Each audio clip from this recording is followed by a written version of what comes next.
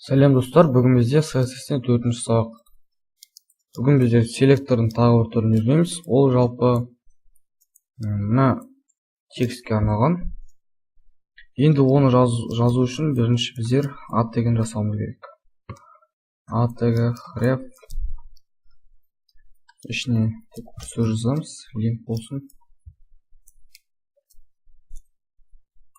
Енді қазір біз браузерден бұны қарайық, не шыққан.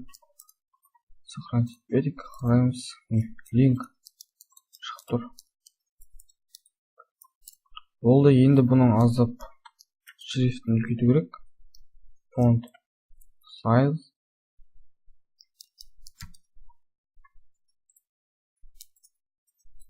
Болды.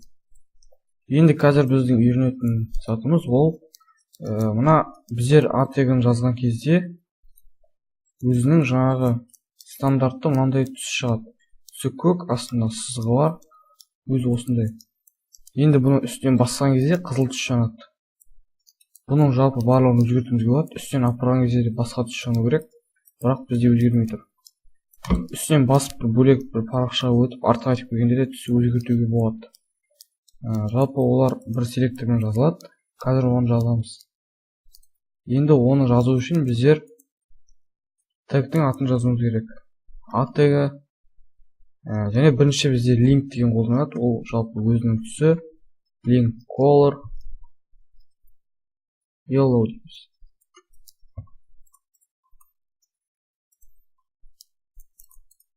Ештеңе өзгермейді, енді ары қарай жазуымыз керек. Келесі бізде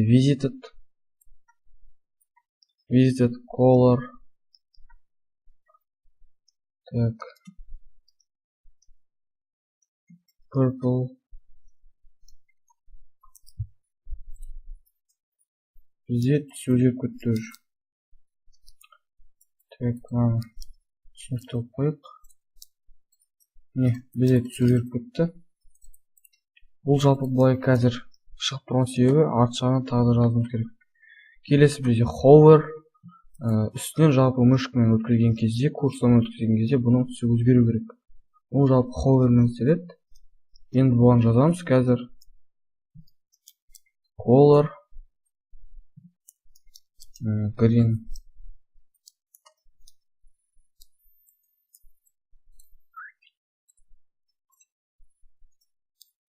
Шықты. Енді мынау кәдімгі көк түс үстен апарған кезде жасылға өтеді. Үстен басам, ешнәрсе өзгермейді. Мынау жалпы link, содан кейін hover, visited бар, одан кейін сосын келесі бізде тағы бір ол active деген. Active color.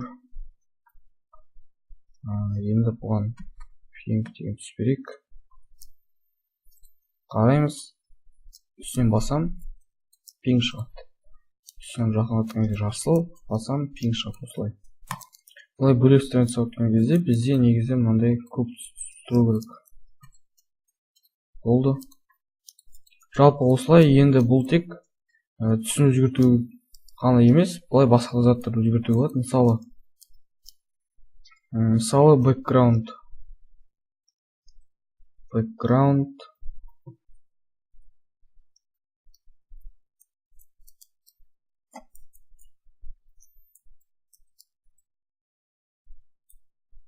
деп қарайық.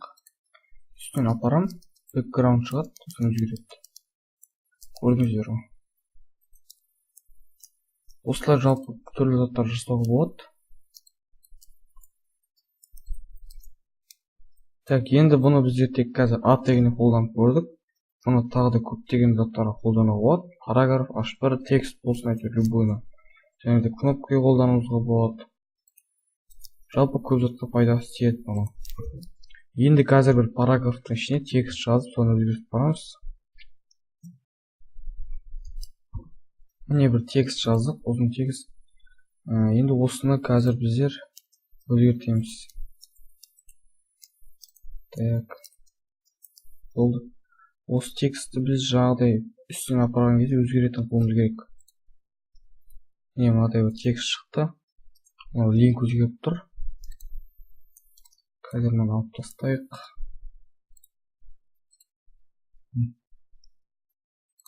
Енді қазір мына жерге BR қосылса арасы өте жақын тұрады. BR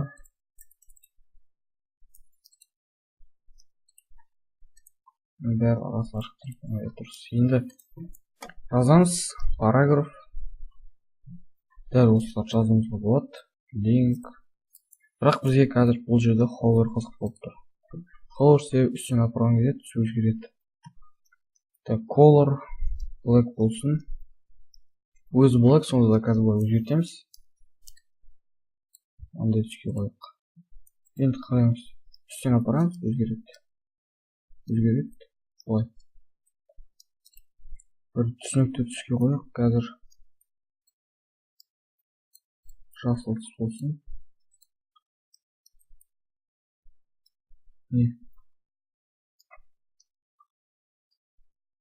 Кәдімгі өзгеріп тұр, жақсы, нормально.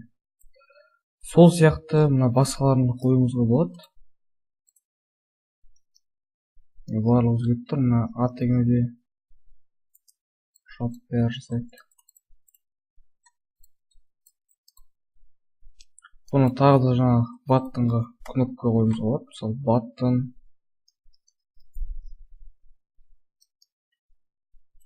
Мына жерге жазамыз баттон.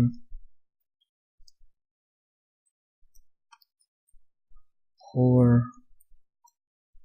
Қазір ішіне бір жазайық. Қандай болып тұр? Кнопка шықты.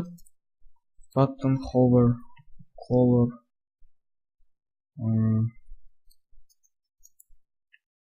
White.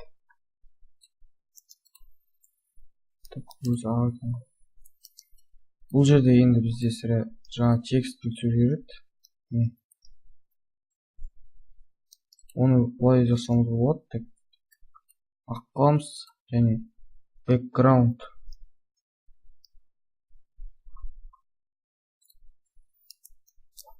Background бұл жалпы өзінің сыртының түсі. Black қыламыз.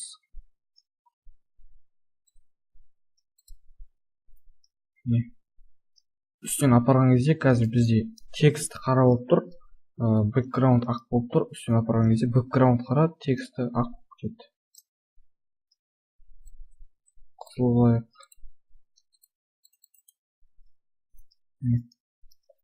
Осылай жалпы түрлі заттарға қолдануымызға болады. Енді достар, менің видеом аяқталды. Егер видео ұнаса лайк басамыз, каналға жазамыз. Сау болыңыздар.